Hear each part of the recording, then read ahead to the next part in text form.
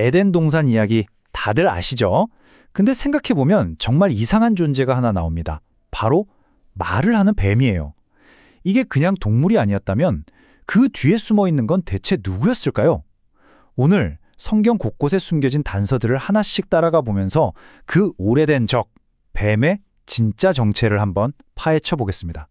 자, 그러니까 에덴 동산의 뱀이 진짜 그냥 뱀이 아니었다면 과연 누구였을까요? 바로 이 질문에서부터 오늘 우리의 추적은 시작됩니다. 성경은 창세기부터 요한계시록까지 이 질문에 대한 힌트들을 정말 여러 곳에 숨겨뒀거든요.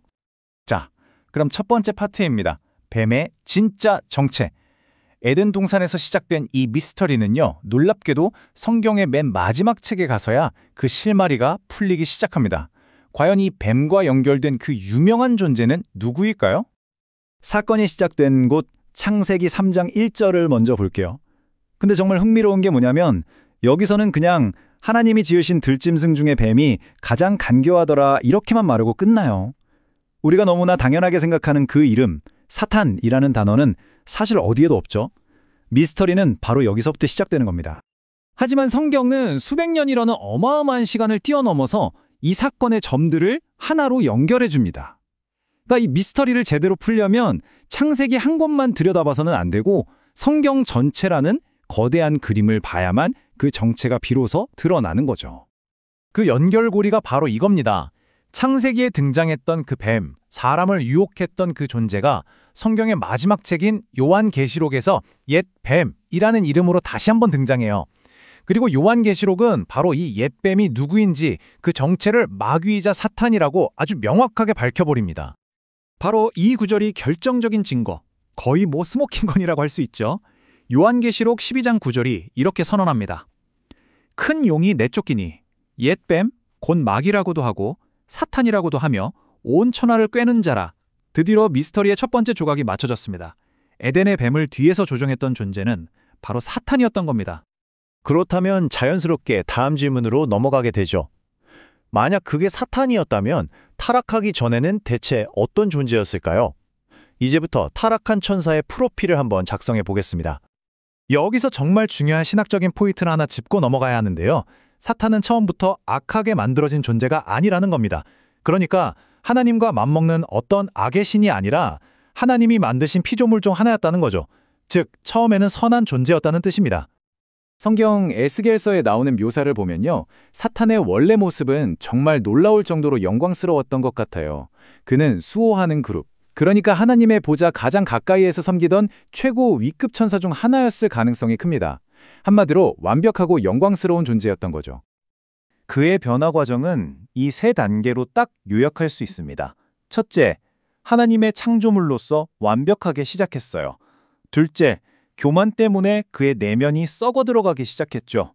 그리고 마지막 셋째, 하나님처럼 되고 싶다는 그 욕망 때문에 결국 은혜의 자리에서 쫓겨나 심판을 받게 된 겁니다. 그리고 바로 이 구절이 그의 타락 원인이 뭐였는지 아주 명확하게 암시합니다.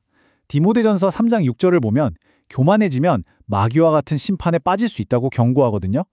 결정적인 단서는 바로 교만입니다. 그의 비극은 외부의 어떤 공격이 아니라 자기 내면에서 시작된 교만 때문이었던 거죠.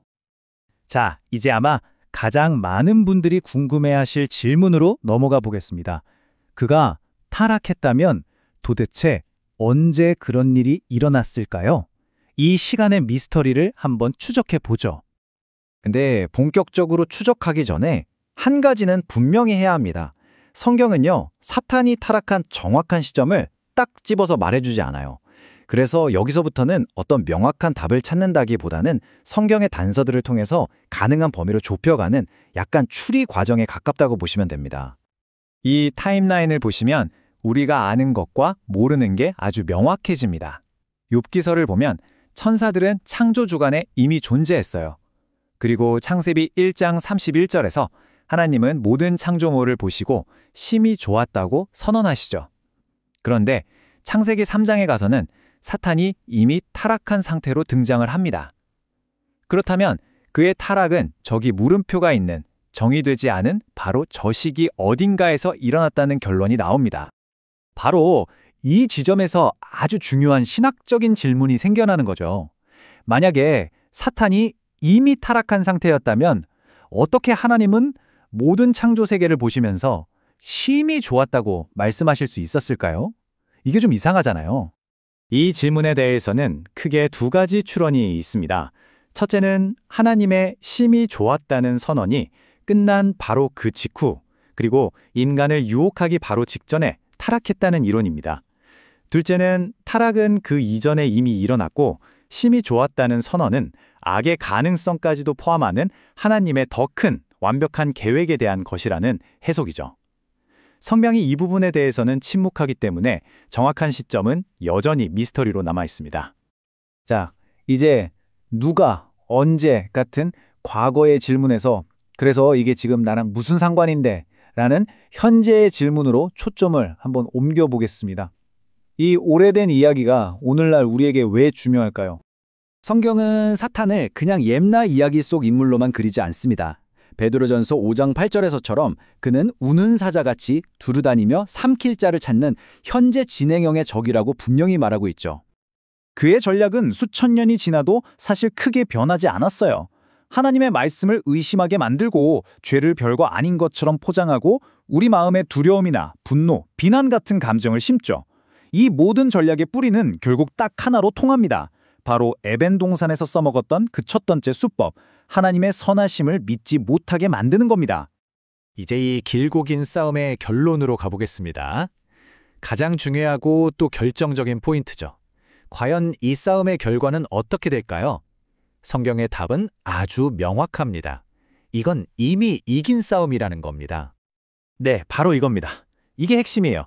사탄은 겉보기엔 굉장히 강력한 적처럼 보이지만 성경은 그가 이미 패배한 적이라고 단호하게 선언합니다. 그의 운명은 이미 결정되었다는 거죠. 요한일서 3장 8절에 그 이유를 아주 명확하게 보여집니다. 하나님의 아들이 나타나신 것은 마귀의 일을 멸하려 하심이라. 이게 바로 성경이 제시하는 궁극적인 반격인 셈이죠. 그리스도의 사명 자체가 바로 이 적의 모든 활동을 파괴하기 위한 것이었다는 겁니다. 비록 지금도 영적인 싸움은 계속되고 있지만요. 가장 결정적인 전투는 이미 끝났습니다. 왜냐하면 예수님의 십자가 승리가 죄와 죽음이라는 적의 가장 근본적인 힘을 완전히 깨트려 버렸기 때문입니다. 그래서 오늘 분석은 이 마지막 질문으로 마무리하려고 합니다. 여러분의 적이 누구인지 아는 것보다 더 중요한 건 과연 무엇일까요? 바로 그 적을 이미 이기신 분이 누구인지를 아는 것입니다. 이것이야말로 성경이 우리에게 전하는 최종적인 승리의 소식입니다.